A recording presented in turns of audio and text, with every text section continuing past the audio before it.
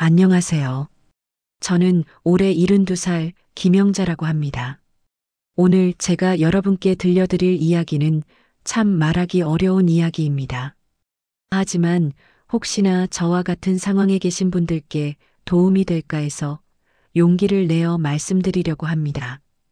저는 지난주 제 집에서 며느리에게 나가달라고 말했습니다. 그 말이 제 입에서 나올 줄은 정말 몰랐었지요. 평생을 가족을 위해 살아온 제가 가족에게 그런 말을 하게 될 줄은요. 이 이야기를 시작하기 전에 먼저 제 가족을 소개해 드리겠습니다. 저에게는 올해 45살인 아들 준호가 있습니다. 준호는 대학을 졸업하고 회사에 다니다가 36살의 미정이라는 좋은 여자를 만나 결혼했지요. 며느리 미정이는 올해 39살이고 둘 사이에는 올해 8살 된 손자 민준이가 있습니다. 남편을 일찍 여인 저는 준호 하나만 바라보고 살아왔습니다. 남편이 준호가 고등학교 2학년일 때 갑작스러운 심장마비로 세상을 떠났거든요. 그때부터 저 혼자서 준호를 키워야 했습니다. 새벽 5시에 일어나서 도시락을 싸주고 저녁에는 과외비를 벌기 위해 남의 집 청소를 했지요. 손이 거칠어지고 허리가 아파도 준호만큼은 다른 아이들처럼 공부할 수 있게 해주고 싶었습니다. 준호가 대학에 합격했을 때 저는 눈물을 참을 수가 없었습니다. 남편 영전에 달려가서 여보, 우리 준호 대학 붙었어요. 라고 소리쳤던 기억이 지금도 생생합니다. 그 순간만큼은 그동안의 고생이 다 보상받는 기분이었지요. 준호가 졸업하고 취직까지 하게 되었을 때 저는 정말 안도했습니다. 이제 제 역할을 다 했구나 싶었거든요. 그리고 준호가 36살의 미정이를 만나서 결혼한다고 했을 때 저는 정말 기뻤습니다. 며느리 미정이는 차분하고 예의 바른 아가씨였거든요. 어머니, 앞으로 잘 부탁드립니다. 첫 만남에서 미정이가 깍듯하게 인사하는 모습을 보니 제 아들이 정말 좋은 사람을 만났구나 싶었습니다. 미정이는 대학을 나와서 회계사무소에서 일하는 당찬 여성이었지요. 요즘 시대에 맞는 현대적인 며느리라고 생각했습니다. 준호가 결혼하고 나서 처음 2년 동안은 신혼부부만 따로 살았습니다. 저도 그게 맞다고 생각했거든요. 젊은 부부가 시작할 때는 둘만의 시간이 필요하다고 생각했으니까요. 그때 저는 혼자 살면서도 나름 자유로웠습니다. 친구들과 만나서 수다도 떨고 평생 못 해본 여행도 다녀왔지요. 하지만 손자 민준이가 태어나고 며느리가 다시 직장에 복귀하게 되면서 상황이 달라졌습니다. 어느 날 준호가 찾아와서 말했습니다. 엄마, 미정이가 일을 다시 시작하려고 하는데 민준이를 맡길 곳이 마땅치 않아서요. 그러면서 며느리도 함께 와서 정중하게 부탁했지요. 어머니, 아이 돌봐주실 수 있으세요? 어린이집에 맡기기에는 아직 어리고 저희가 어머니를 모시고 살면서 함께 지내면 어떨까요? 어머니께서도 혼자 계시기 외로우실 것 같아서요. 솔직히 저도 혼자 사는 게 외로웠거든요. 특히 저녁 시간이 되면 텔레비전만 바라보고 앉아있는 제 모습이 참 쓸쓸했습니다. 준호가 가끔 안부 전화를 하긴 했지만 며칠씩 사람 목소리를 듣지 못할 때도 있었지요. 그래서 가족들과 함께 살 수 있다는 제안이 반가웠습니다. 그래, 좋다. 민준이도 할머니가 돌봐야지. 이렇게 해서 저는 아들 가족과 함께 살기로 했습니다. 준호 부부는 제가 살던 집으로 이사를 왔지요. 제 집은 30평 아파트로 방이 3개 있어서 가족들이 살기에 충분했거든요. 처음 함께 살기 시작했을 때는 정말 좋았습니다. 아침에 일어나면 며느리가 어머니, 안녕히 주무셨어요? 하고 인사를 하고 저는 가족들 아침 식사를 준비했지요. 저녁 때가 되면 모든 가족들이 모여서 함께 밥을 먹고 민준이가 할머니 하고 달려와서 안기는 모습을 보면 가슴이 따뜻해졌거든요. 할머니가 만든 밥이 제일 맛있어. 민준이가 이렇게 말할 때면 제가 이 집에 꼭 필요한 사람이라는 생각이 들었습니다. 제가 만든 반찬을 아들과 며느리가 맛있게 먹는 모습을 보면서 역시 가족이 함께 사는 게 최고구나 생각했지요. 하지만 그런 행복한 시간은 그리 오래가지 않았습니다. 함께 산 지 한 달쯤 지나면서부터 작은 일들이 하나둘씩 생기기 시작했거든요. 어느 날 저녁 제가 정성껏 만든 김치찌개를 며느리가 한 숟가락 떠먹더니 이렇게 말했습니다. 어머니, 이거 좀 짜지 않나요? 요즘은 다들 저염식을 하는데. 그 순간 가슴이 뜨끔했습니다. 저는 평생 그간으로 김치찌개를 끓여왔거든요. 준호도 어렸을 때부터 제 김치찌개를 좋아했는데 갑자기 짜다고 하니까 당황스러웠지요. 그 다음 날부터는 더욱 조심스럽게 요리를 했습니다. 간을 여러 번 보고 또 보면서 음식을 만들었지요. 그런데 이번에는 또 다른 말이 나왔습니다. 어머니, 이 나물 냄새가 좀 특이한데요? 아, 아니에요. 그냥 제가 예민한가 봐요. 제가 직접 기른 깻잎으로 만든 깻잎나물이었습니다. 시장에서 파는 것과는 다르게 진짜 깻잎 향이 진하게 나는 그런 나물이었거든요. 그런데 그 향을 특이한 냄새라고 하니까 제 마음이 상했습니다. 그때부터 저는 조금씩 위축되기 시작했습니다. 제가 만든 음식이 정말 문제가 있는 건가 싶어서 여러 번 확인하고 또 확인하게 되었지요. 그러다 보니 요리하는 시간도 점점 길어지고 스트레스도 받기 시작했습니다.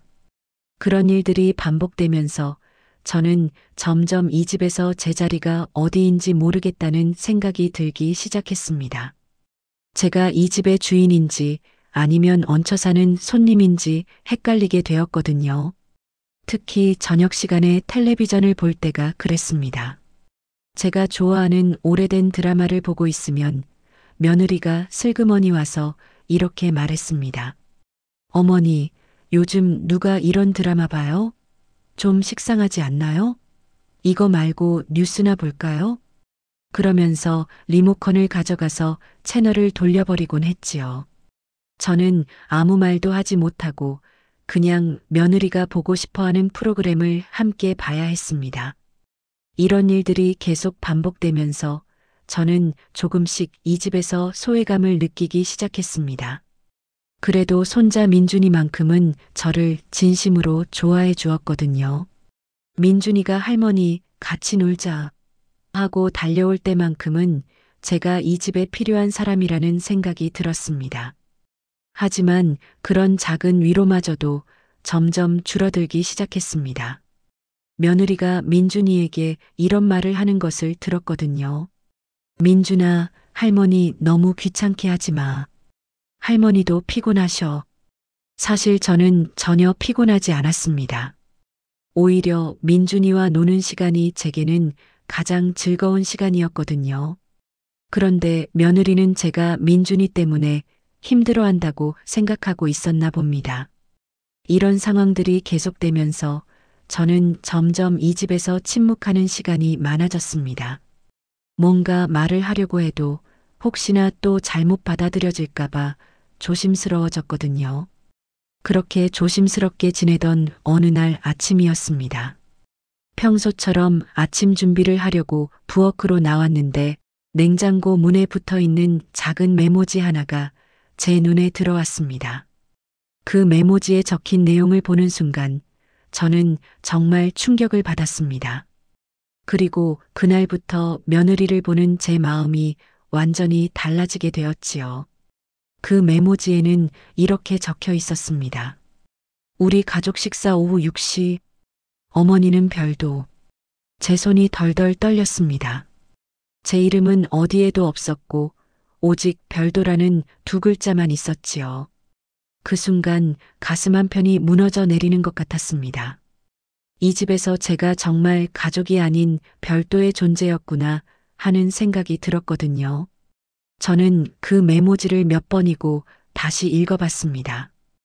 혹시 제가 잘못 본 건 아닌지, 다른 의미인 건 아닌지 확인하고 싶었거든요. 하지만 아무리 봐도 그 내용은 바뀌지 않았습니다. 저는 그 자리에 서서 한참을 멍하니 있었어요. 며느리는 아침 일찍 출근을 했고 준호도 회사에 갔습니다. 집에는 저와 민준이만 남았지요. 민준이는 아무것도 모르고 할머니 아침 주세요 하며 웃고 있었는데 저는 도저히 웃을 수가 없었습니다. 그날 하루 종일 저는 그 메모지 때문에 아무것도 할 수 없었습니다. 청소를 하다가도 빨래를 하다가도 자꾸 그 글자들이 머릿속에 맴돌았거든요. 어머니는 별도. 그 말이 계속 귓가에 울렸습니다. 평생을 가족을 위해 살아온 제가 하루아침에 가족에서 제외된 기분이었어요. 그동안 함께 먹었던 저녁 식탁, 함께 본 텔레비전, 함께 웃었던 시간들이 모두 허상이었나 싶었습니다. 정말 제가 이 집에서 환영받지 못하는 존재였구나 하는 생각에 가슴이 미어졌지요. 저녁 6시가 되었습니다.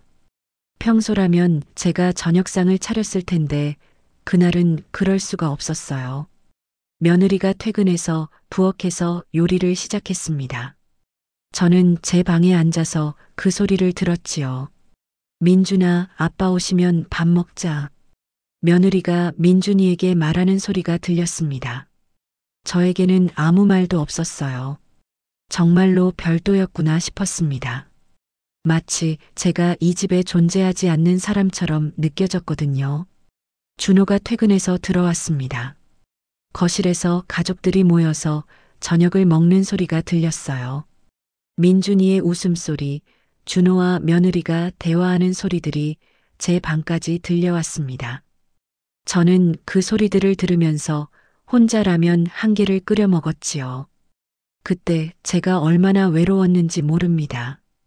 바로 옆방에서 제 가족들이 저녁을 먹고 있는데 저는 혼자 라면을 후루룩 먹고 있었거든요. 그동안 함께 먹었던 저녁 식탁이 그렇게 그리울 수가 없었습니다. 라면을 먹으면서도 계속 눈물이 나더라고요. 식사가 끝나고 준호가 제 방으로 왔습니다. 엄마, 저녁 드셨어요? 응, 먹었다. 왜 같이 안 드셨어요? 저는 대답할 수가 없었습니다. 냉장고에 그 메모지 이야기를 어떻게 해야 할지 모르겠더라고요. 준호에게 며느리 흉을 보는 것 같아서 말하기가 어려웠거든요. 그냥 입맛이 없어서. 준호는 그러세요?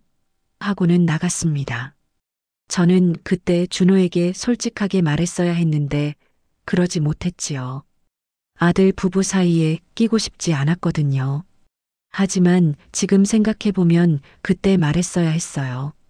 그 다음 날도 마찬가지였습니다. 냉장고에는 또 다른 메모가 붙어 있었어요. 장보기 우유, 계란, 빵. 어머니 드실 것은 따로 사세요. 이번에는 장보기까지 따로 하라는 내용이었습니다. 저는 그때 정말 화가 났어요. 하지만 화를 낼 곳이 없었습니다. 며느리에게 직접 따지자니 관계가 더 나빠질 것 같고 준호에게 말하자니 가족들 사이가 틀어질 것 같았거든요. 저는 혼자 마트에 가서 제가 먹을 것들을 샀습니다. 그런데 카트를 밀고 다니면서 자꾸 눈물이 나더라고요. 이런 식으로 따로 장을 보게 될 줄은 정말 몰랐거든요.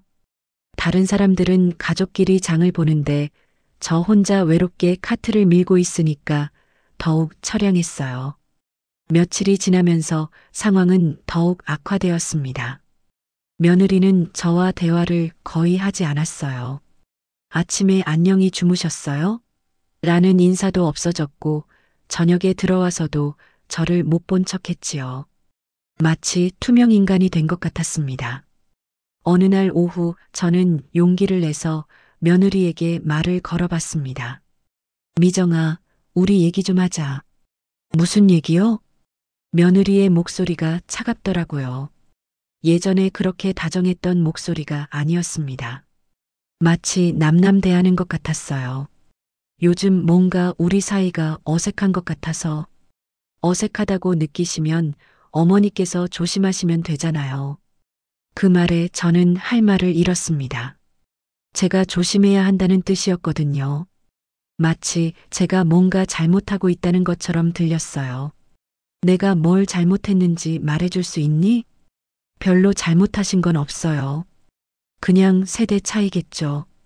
세대 차이라는 말로 모든 걸 정리해버리더라고요. 저는 더 이상 물어볼 수가 없었습니다. 뭔가 벽에 막힌 것 같은 기분이었어요. 그날 저녁 준호가 퇴근해서 들어왔을 때 며느리가 준호에게 이렇게 말하는 것을 들었습니다. 여보, 어머니가 요즘 왜 그렇게 예민해? 저한테 자꾸 뭐라고 하시는데. 엄마가 뭐라고 했는데? 아니, 별건 아니고. 그냥 요즘 너무 까다로워지신 것 같아. 저는 그 대화를 듣고 정말 기가 막혔습니다. 제가 언제 까다롭게 굴었다는 건지, 언제 며느리에게 뭐라고 했다는 건지 도저히 이해할 수 없었거든요. 오히려 제가 눈치를 보며 조심스럽게 지내고 있었는데 말이에요. 준호가 제 방으로 왔습니다. 엄마, 요즘 왜 그렇게 예민해? 미정이가 힘들대. 그 말을 듣는 순간 저는 정말 억울했습니다. 제가 예민한 게 아니라 며느리가 저를 따돌리고 있는 건데 오히려 제가 문제가 있는 사람 취급을 받고 있었거든요. 나는 예민하지 않아. 그냥 평소처럼 지내고 있을 뿐이야. 그런데 미정이가 엄마 때문에 스트레스 받는다고 하네. 내가 뭘 어떻게 했다고? 준호는 구체적으로 설명하지 못했습니다. 그냥 암튼 조금만 이해해달라고만 했지요. 저는 그때 정말 답답했어요. 뭘 이해하라는 건지, 제가 뭘 잘못했는지 아무도 명확하게 말해주지 않았거든요. 그날 밤 저는 잠을 이룰 수가 없었습니다. 옆방에서 준호 부부가 이야기하는 소리가 들렸어요. 미정아, 엄마가 뭘 그렇게 잘못했다고 그래? 별로 잘못한 건 없어요. 그냥 답답해요. 뭔가 자유롭지 못한 느낌이랄까. 엄마도 우리한테 맞춰주려고 노력하시는 것 같은데. 저도 노력하고 있어요. 하지만 한계가 있어요. 우리도 이제 좀 편하게 살고 싶어요. 편하게 살고 싶다는 말이 제 가슴을 찔렀습니다. 그러면 지금은 불편하다는 뜻이었거든요. 그 불편함의 원인이 바로 저라는 것도 알 수 있었어요. 저는 베개를 끌어안고 소리 없이 울었습니다. 다음 날 아침 며느리가 출근하기 전에 저에게 말했습니다. 어머니, 우리도 이제 좀 편하게 살고 싶어요. 세대 차이도 있고 생활 방식이 너무 달라요. 그 말이 저를 정말 아프게 했습니다. 결국 저 때문에 불편하다는 뜻이었거든요. 그럼 내가 나가면 되는 거냐? 그건 어머니 말씀이세요. 저는 그런 뜻으로 한 말이 아니에요. 며느리는 웃으면서 말했지만 그 웃음이 진심이 아니라는 걸 알 수 있었어요. 차라리 화를 내거나 솔직하게 말해주는 게 나았을 텐데 그런 애매한 웃음이 더 상처가 되었습니다. 그리고는 가방을 들고 나가버렸지요. 저는 그날 혼자 집에 앉아서 많은 생각을 했습니다. 정말 제가 나가야 하는 건지 아니면 다른 방법이 있는 건지 고민했지요. 하지만 아무리 생각해도 답이 나오지 않았어요. 이런 상황에서 어떻게 해야 하는지 누구에게 물어볼 수도 없었거든요. 저녁 무렵 더욱 충격적인 일이 일어났습니다. 제가 정성껏 담근 김치를 며느리가 몰래 버리는 것을 목격하게 된 거예요. 그 모습을 보는 순간 저는 정말 견딜 수 없었습니다.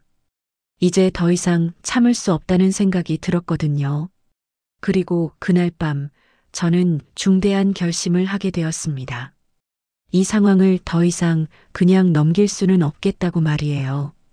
그 저녁 저는 부엌에서 설거지를 하고 있었습니다. 며느리와 준호는 거실에서 텔레비전을 보고 있었고 민준이는 자기 방에서 숙제를 하고 있었지요. 평범한 저녁 풍경이었어요. 그런데 갑자기 쓰레기 봉투를 들고 나가는 며느리의 모습이 눈에 들어왔습니다. 평소보다 조금 무거워 보이는 봉투를 들고 있더라고요. 저는 이상한 느낌이 들어서 슬그머니 창문으로 가서 내려다봤습니다. 며느리가 쓰레기 봉투에서 무언가를 꺼내더니 따로 버리는 모습이 보였어요. 그 순간 가슴이 뜨끔했습니다. 설마 하는 생각에 급히 아래로 내려갔지요. 쓰레기 분리수거장에 가보니 제가 담근 김치통이 그대로 버려져 있었습니다. 뚜껑을 열어보니 김치가 그대로 들어있더라고요. 제가 정성껏 담근 김치를 한 젓가락도 안 먹고 그대로 버린 거였습니다. 그 순간 정말 숨이 막혔어요. 제가 시장에서 배추를 하나하나 골라서 사고 이틀 동안 정성껏 담근 김치를 쓰레기처럼 버렸다는 게 믿어지지 않았거든요. 그 김치는 준호가 어렸을 때부터 좋아했던 제 나름대로의 비법이 담긴 김치였어요. 김치통을 안고 서 있는데 눈물이 주르륵 흘렀습니다. 집으로 올라와서 며느리에게 물어봤어요. 미정아, 내가 담근 김치 어디 갔니? 아, 그거요? 냄새가 좀 심해서 정리했어요. 정리했다는 게 버렸다는 말이냐? 네, 냉장고가 비좁기도 하고 요즘 시판 김치가 더 깔끔하잖아요. 그 말을 듣고 저는 정말 기가 막혔습니다. 제가 평생 담가온 김치를 냄새가 심하다고 시판 김치가 더 깔끔하다고 말하다니요. 그동안 준호가 그렇게 좋아했던 제 김치를 말이에요. 준호도 어렸을 때부터 내 김치 좋아했는데 그건 옛날 얘기죠. 이제는 취향이 바뀌었을 수도 있고요. 며느리는 태연하게 말했습니다. 마치 당연한 일인 것처럼요. 저는 더 이상 할 말이 없었어요. 제 마음속 깊은 곳에 있던 무언가가 서서히 무너져 내리는 것 같았습니다. 그날 밤 저는 잠을 이룰 수가 없었습니다. 김치 얘기뿐만 아니라 그동안 쌓인 모든 일들이 머릿속을 맴돌았거든요. 냉장고의 메모, 따로 하는 장보기, 차가워진 며느리의 말투까지 모든 게 하나씩 떠올랐어요. 정말 제가 이 집에서 환영받지 못하는 존재인 걸까요? 다음 날 아침 저는 냉장고를 열어봤습니다. 제 김치가 있던 자리에는 며느리가 산 포장김치가 들어있었어요. 그 자리에 작은 쪽지도 붙어 있더라고요. 정리 좀 했어요. 깨끗하죠? 그 쪽지를 보는 순간 저는 정말 화가 치밀었습니다. 제 김치를 버리고 그 자리에 이런 쪽지까지 붙여놓다니요. 이건 정말 너무했어요. 마치 저를 조롱하는 것 같았거든요. 저는 그날 오랫동안 생각했습니다. 이런 상황을 어떻게 해결해야 할지, 정말 제가 이 집에서 나가야 하는 건지 말이에요. 하지만 아무리 생각해도 답이 나오지 않았어요. 이런 상황에 처해 본 적이 없어서 어떻게 대처해야 하는지도 모르겠더라고요. 며칠 후 상황은 더욱 악화되었습니다. 며느리가 저에게 하는 말들이 점점 더 직설적으로 변했거든요. 어머니, 청소기 사용하실 때 전기세 좀 생각해 주세요. 어머니가 텔레비전 너무 크게 틀어놓으시면 민준이 공부에 방해돼요. 어머니, 목욕하실 때 물 너무 많이 쓰시는 것 같은데요. 어머니, 아침에 일찍 일어나셔서 소음 좀 줄여주세요. 이런 말들을 들을 때마다 저는 정말 위축되었어요. 제가 이 집에서 전기세와 수도세까지 눈치 봐가며 살아야 하는구나 싶었거든요. 심지어 아침에 일어나는 시간까지 신경 써야 한다니 정말 기가 막혔어요. 어느 날은 민준이가 제게 와서 이렇게 말했어요. 할머니, 엄마가 할머니 때문에 힘들다고 했어. 민준이가 그런 말 들으면 안 되지. 할머니가 뭘 잘못했어? 나는 할머니가 좋은데. 민준이의 그 말에 눈물이 났어요. 8살 아이까지 이런 상황을 알고 있다는 게 참 안타까웠거든요. 순수한 아이가 어른들의 복잡한 감정에 휘말리는 모습을 보니 마음이 아팠습니다. 그날 저녁 저는 용기를 내서 가족회의를 제안했습니다. 우리 가족이 모여서 한번 얘기해보자. 준호와 며느리가 거실에 앉았어요. 민준이는 일찍 재웠지요. 요즘 우리 사이가 너무 어색한 것 같아서 뭔가 해결을 해보고 싶어. 준호가 먼저 말했습니다. 엄마, 미정이도 나름 노력하고 있어요. 나도 노력하고 있어. 그런데 자꾸 내가 문제가 있는 사람 취급을 받는 것 같아서 속상해. 며느리가 말했어요. 어머니, 저도 어머니를 문제 있는 분이라고 생각한 적 없어요. 그냥 서로 생활 방식이 다른 것 뿐이죠. 그럼 어떻게 하면 좋을까?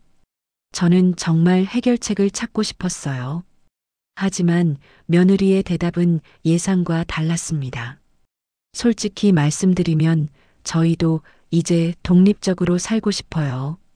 물론 어머니를 모시고 살고 싶은 마음은 있지만 현실적으로 쉽지 않더라고요. 그럼 너희가 나가겠다는 말이냐? 아니면 어머니께서. 며느리가 말을 끝내지 못했지만 그 의미는 충분히 알 수 있었어요. 결국 제가 나가면 된다는 뜻이었거든요. 준호가 당황해서 말했습니다. 미정아, 그런 말 하지 마. 엄마, 그런 뜻이 아니에요. 하지만 이미 며느리의 속마음을 들어버렸어요. 저는 더 이상 할 말이 없었습니다. 가족회의라고 해봤지만 결국 저만 빠지면 모든 게 해결된다는 시기였거든요. 그날 밤 저는 정말 절망스러웠어요. 제가 이 집에서 정말 필요 없는 존재인가 싶었습니다. 평생을 가족을 위해 살아왔는데 결국 이런 대접을 받게 되다니요. 며칠 더 지났지만 상황은 나아지지 않았어요. 오히려 더 악화되었습니다. 며느리는 아예 저와 대화를 하지 않았고 준호도 저와 며느리 사이에서 어정쩡한 태도를 보였어요. 집안 분위기는 점점 더 차가워졌습니다. 그런 와중에 또 다른 일이 일어났습니다. 어느 날 아침 며느리가 아침상을 차리면서 이렇게 말했어요. 어머니, 앞으로 아침은 각자 해 드세요. 저도 출근 준비하느라 바빠서요. 그동안 제가 가족들 아침을 다 차려드렸는데 이제는 그것마저 각자 알아서 하라는 거였어요. 저는 정말 서운했지만 아무 말도 하지 못했습니다. 어느 날 오후 저는 홀로 앉아서 이 모든 상황을 정리해 봤습니다. 제가 잘못한 게 뭔지, 앞으로 어떻게 해야 할지 곰곰이 생각해 봤어요. 그런데 그때 문득 깨달은 게 있었습니다. 이 집은 제 집이라는 사실이었어요. 제가 평생 모은 돈으로 산 집이고 명의도 제 이름으로 되어 있었거든요. 그런데 왜 제가 눈치를 보고 살아야 하는지, 왜 제가 나가야 한다는 소리를 들어야 하는지 생각해 보니 이상했어요. 저는 서랍에서 집 등기부등본을 꺼내봤습니다. 거기에는 분명히 김영자라는 제 이름이 적혀 있었어요. 그 순간 뭔가 결심이 서더라고요. 제가 왜 제 집에서 눈치를 봐야 하는지, 왜 제가 불편을 감수해야 하는지 말이에요. 그리고 또 하나 깨달은 것이 있었습니다. 제가 계속 참고 넘어간다고 해서 이 상황이 좋아지지 않는다는 사실이었어요. 오히려 더 악화되고 있었거든요. 그날 저녁 저는 마음을 단단히 먹었습니다. 더 이상 이런 식으로 살 수는 없다는 생각이 들었거든요. 제가 계속 양보하고 참는다고 해서 며느리의 마음이 바뀌지 않는다는 것도 알 수 있었어요. 저는 그날 밤 한 가지 중요한 결정을 내렸습니다. 이제는 제대로 된 대화를 해보자는 것이었어요. 더 이상 눈치만 보고 살 수는 없으니까요. 이번에는 정말 솔직하게 제 마음을 다 털어놓을 생각이었어요. 다음 날 아침 저는 며느리와 마주 앉을 준비를 했습니다. 과연 어떤 결과가 나올지는 모르겠지만 이대로 지낼 수는 없었거든요. 제 인생의 중요한 순간이 다가오고 있다는 것을 그때 저는 느끼고 있었습니다. 그리고 그 대화가 제 인생을 완전히 바꿔놓을 거라는 것을 그때는 미처 몰랐습니다. 다음 날 아침 저는 일찍 일어나서 마음의 준비를 했습니다.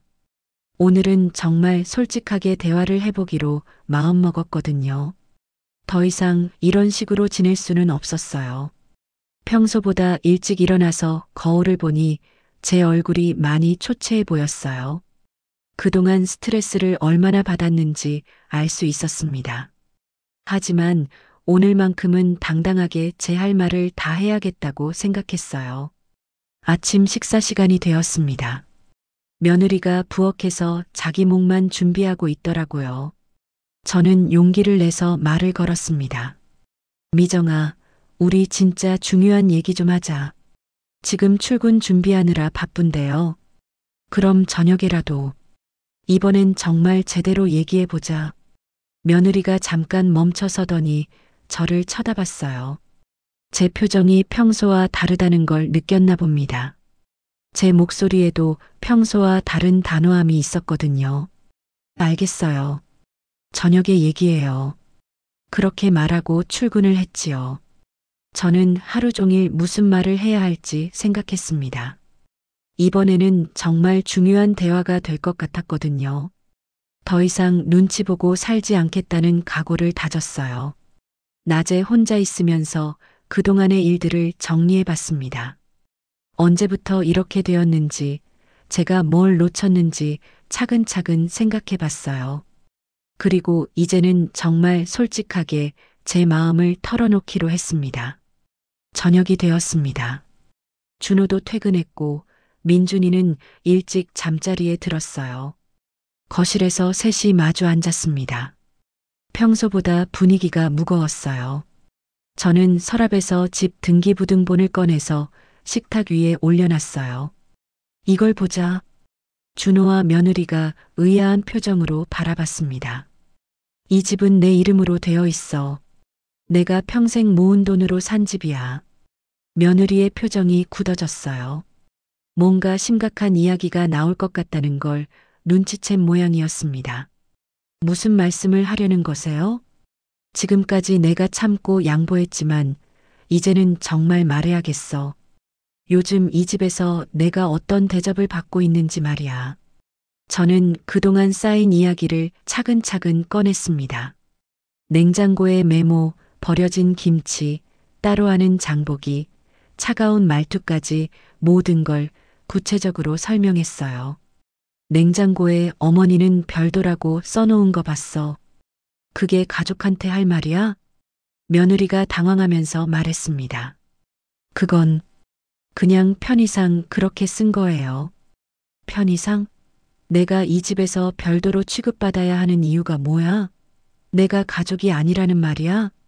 준호가 중간에 끼어들었어요. 엄마, 그런 일이 있었어요? 미정아, 정말이야? 며느리는 아무 대답을 하지 못했습니다. 저는 계속 말했어요. 내가 정성껏 담근 김치를 몰래 버린 것도 봤어. 그것도 한 젓가락 안 먹고 그대로 버렸더라고. 어머니, 그건. 그리고 그 자리에 정리했어요. 깨끗하죠? 라는 쪽지까지 붙여놨지. 그게 사람 할 짓이야? 그 말을 들은 준호의 얼굴이 점점 굳어졌어요. 제가 이런 대접을 받고 있었다는 걸 전혀 몰랐던 모양이에요. 미정아, 정말 그랬어? 며느리가 변명을 하려다가 말을 멈췄습니다. 더 이상 부인할 수 없었나 봐요. 저는 목소리를 조금 높였습니다. 나는 평생 가족을 위해 살았어. 너희를 위해서 내 집까지 내줬는데 이런 대접을 받아야 하는 거야? 어머니, 저도 힘들었어요. 뭐가 힘들었는데? 내가 뭘 어떻게 해서? 구체적으로 말해봐. 며느리가 잠깐 침묵하더니 말했어요. 세대 차이도 있고 생활 방식이 너무 달라서요. 그럼 처음부터 같이 살자고 하지 말았어야지. 나더러 민준이 돌봐달라고 해놓고는 이제 와서 힘들다고? 그때는 정말 도움이 필요했어요. 도움이 필요할 때는 나를 찾고 이제는 필요 없으니까 내쫓으려고 하는 거야? 그때 준호가 갑자기 소리쳤습니다. 미정아, 엄마한테 왜 그렇게 했어? 나는 전혀 몰랐잖아. 여보, 저도 엄마가 우리 때문에 얼마나 고생하셨는데 어떻게 그럴 수 있어? 준호의 목소리에서 분노가 느껴졌어요. 저는 그런 준호를 처음 봤거든요. 평소에 조용하고 온화한 성격인데 이렇게 화내는 모습은 정말 오랜만이었어요. 며느리가 변명을 시작했어요. 저도 나름 노력했어요. 하지만 정말 어려웠어요. 어떤 게 어려웠는데? 준호가 다그쳤습니다. 그냥 모든 게요. 요리하는 방식도 다르고 생활 패턴도 다르고 그런 건 서로 맞춰가면 되는 거잖아. 왜 엄마만 맞춰야 해? 엄마가 우리한테 뭘 요구한 적 있어? 저는 준호가 제 편을 들어주는 게 고마웠지만 한편으로는 가족들이 싸우는 게 마음 아팠어요. 준호야, 그만해. 이미 일어난 일이야. 아니에요, 엄마. 이건 넘어갈 수 없어요. 엄마가 얼마나 상처받으셨을까요? 준호가 며느리를 향해 말했습니다. 미정아, 엄마한테 사과해. 여보, 사과하라고. 엄마가 우리한테 뭘 잘못한 게 있어? 며느리가 울먹이기 시작했어요. 어머니, 죄송해요. 제가 너무 이기적이었어요. 하지만 그 사과가 진심인지는 확신할 수 없었어요. 준호 때문에 어쩔 수 없이 하는 것 같았거든요. 그때 민준이가 방에서 나왔어요. 울음소리에 잠에서 깬 모양이었습니다. 왜 다들 소리 지르고 있어? 할머니, 울고 있어? 민준이가 제게 달려와서 안겼어요. 그 순간 눈물이 터졌습니다. 이런 상황을 아이가 보게 되어서 더욱 마음이 아팠어요. 할머니는 괜찮아, 민준아. 할머니 어디 안 가지? 엄마가 할머니 나가라고 했다며.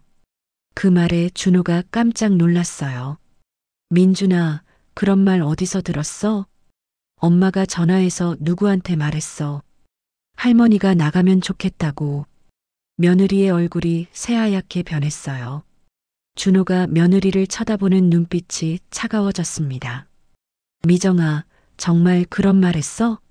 며느리는 아무 대답을 하지 못했어요. 그 침묵이 답이었습니다. 준호가 한숨을 크게 쉬더니 말했어요. 엄마, 정말 죄송해요. 제가 몰랐어요. 괜찮다, 아들아. 아니에요. 제가 더 신경 썼어야 하는데 엄마가 혼자서 이런 걸 다 감당하고 계셨다니. 준호의 눈에서 눈물이 흘렀어요. 45살 된 아들이 우는 모습을 보니 제 마음도 아팠습니다. 엄마가 혼자 이런 걸 다 참고 계셨다니. 정말 죄송해요. 제가 아들 노릇을 제대로 못했어요. 이제 됐다. 다 지나간 일이야. 하지만 준호는 계속 울었어요. 엄마, 제가 더 나은 아들이 될게요. 앞으로는 절대 이런 일 없게 할게요. 그때 며느리가 진짜 눈물을 흘리며 말했어요. 어머니, 정말 죄송해요. 제가 너무 어렸어요. 어머니 마음을 전혀 생각하지 못했어요. 이번에는 진심 같았어요. 목소리에서 진짜 후회가 느껴졌거든요. 어머니께서 얼마나 힘드셨을까. 생각해보니 제가 정말 나빴어요. 저는 며느리의 그 말을 듣고 조금 마음이 풀렸어요. 이제 와서 그런 말 해봤자. 아니에요, 어머니. 제가 정말 바뀔게요. 다시 한번 기회를 주세요. 준호도 덧붙였어요. 엄마, 우리 다시 시작해봐요. 이번에는 정말 가족답게 살아봐요. 민준이가 제 손을 잡고 말했어요. 할머니, 우리 계속 같이 살자. 할머니 없으면 안 돼. 그 말에 가슴이 따뜻해졌어요. 그동안 쌓였던 서운함이 조금씩 풀리는 것 같았습니다. 정말 바뀔 수 있을까?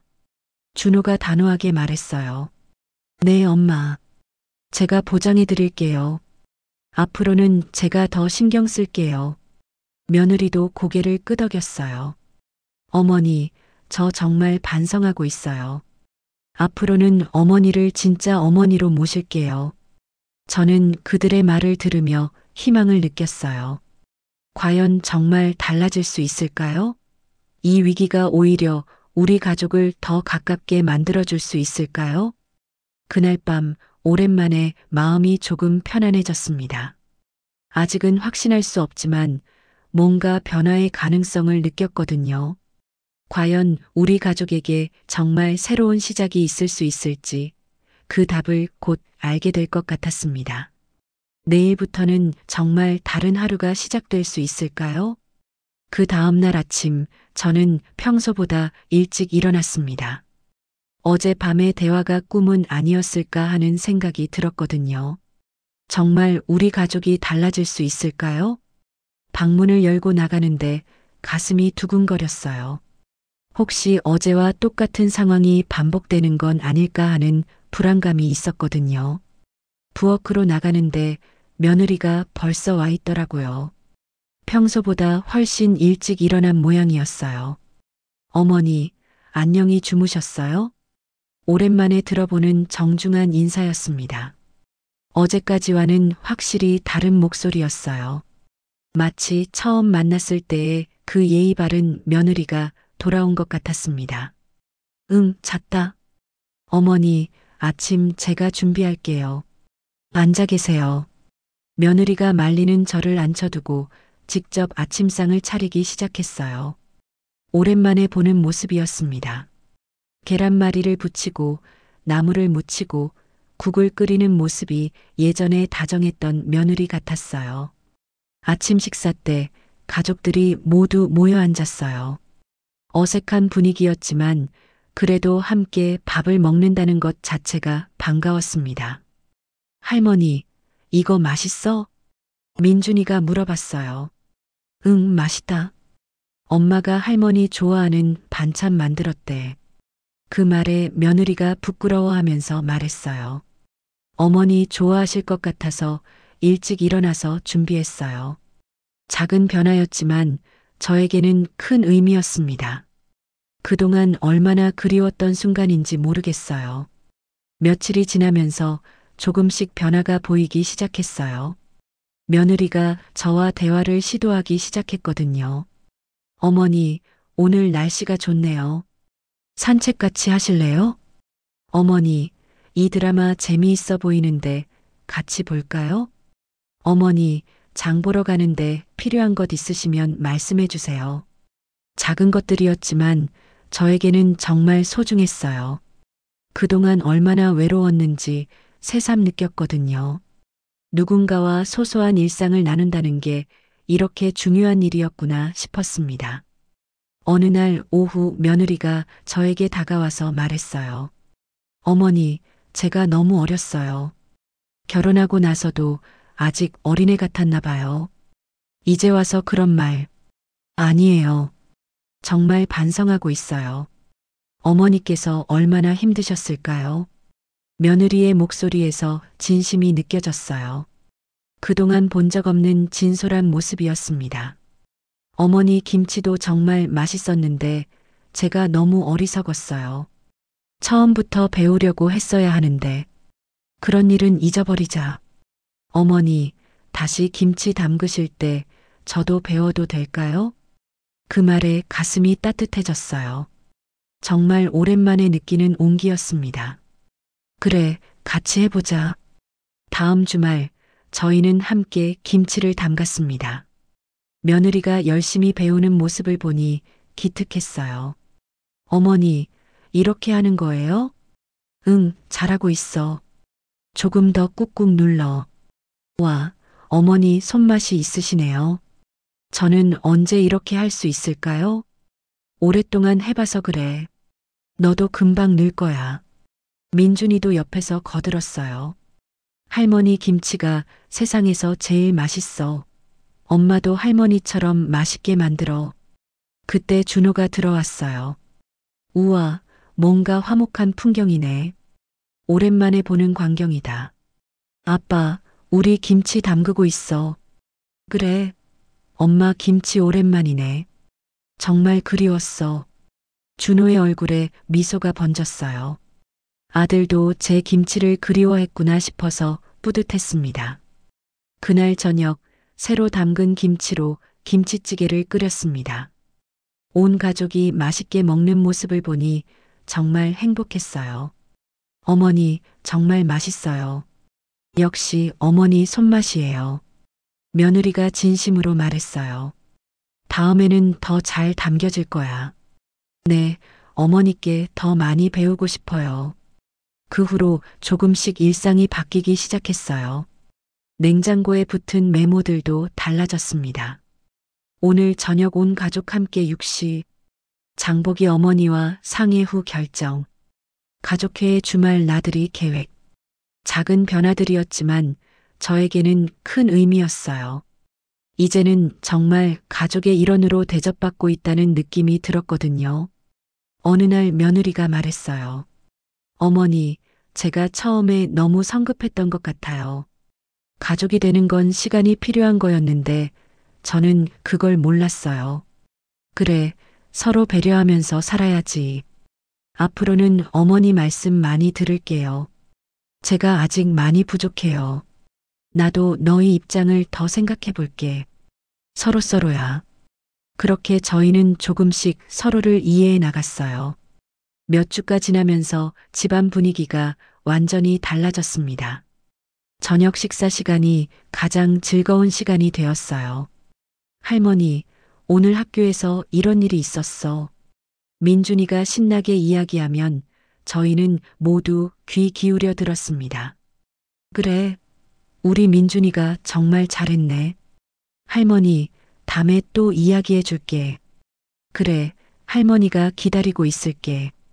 준호도 직장 이야기를 하고 며느리도 일상 얘기를 나누었어요.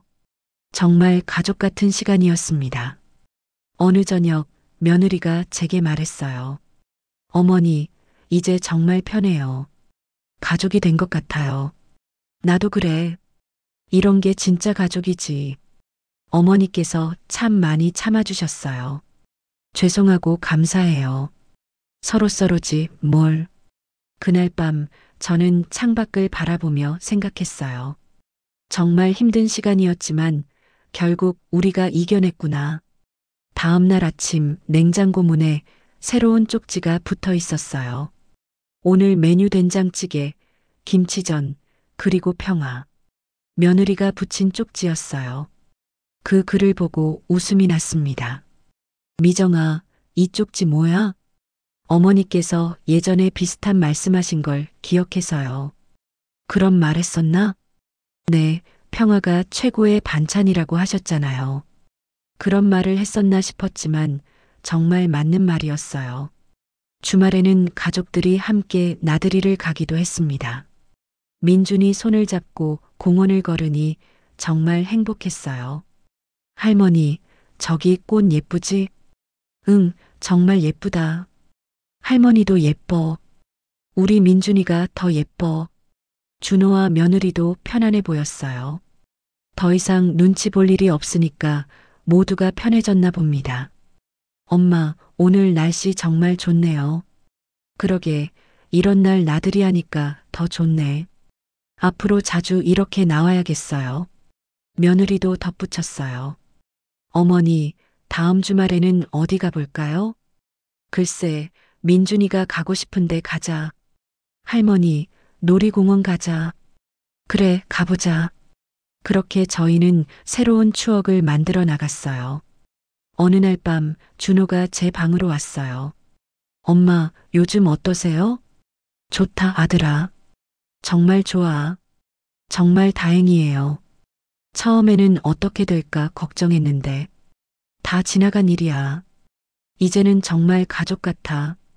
엄마, 앞으로도 계속 같이 살아요. 우리 가족이니까. 그래, 우리가 가족이지. 그날 밤 저는 정말 마음이 편안했어요. 이런 날이 올 줄 몰랐거든요. 며칠 후 며느리가 친구들에게 전화하는 소리가 들렸어요. 우리 어머니 정말 좋으신 분이야. 내가 너무 어렸던 것 같아. 어머니 요리도 정말 맛있고 민준이도 정말 좋아해. 가족이 함께 사는 게 이렇게 좋은 줄 몰랐어. 그 말들을 듣고 정말 기뻤어요. 지금 생각해보면 그 힘들었던 시간들도 필요했던 것 같아요. 그래야 서로를 진짜로 이해할 수 있었으니까요. 요즘 저는 매일 아침 일어나는 게 즐겁습니다. 가족들과 함께하는 하루하루가 소중하거든요. 어제 민준이가 그랬어요. 할머니, 우리 가족이 제일 좋은 가족인 것 같아. 그래. 왜? 서로 사랑하니까. 그 말에 눈물이 핑 돌았어요. 이제 저는 확신합니다. 이 집에서 제 자리를 찾았고 진짜 가족이 되었다는 것을요. 창밖에는 따뜻한 봄 햇살이 비치고 있습니다. 우리 가족의 새로운 시작을 축복하는 것처럼요. 여러분도 가족 안에서 혹시 잃어버린 자리가 있다면 포기하지 마세요. 용기를 내어 대화해 보세요. 서로 이해하려고 노력해 보세요. 가족이란 원래 완벽하지 않은 사람들이 모여서 완벽한 사랑을 만들어가는 곳이니까요. 그리고 기억하세요. 진짜 가족은 혈육이 아니라 마음으로 만들어지는 거라는 것을요. 이 이야기가 여러분께도 도움이 되었으면 좋겠습니다.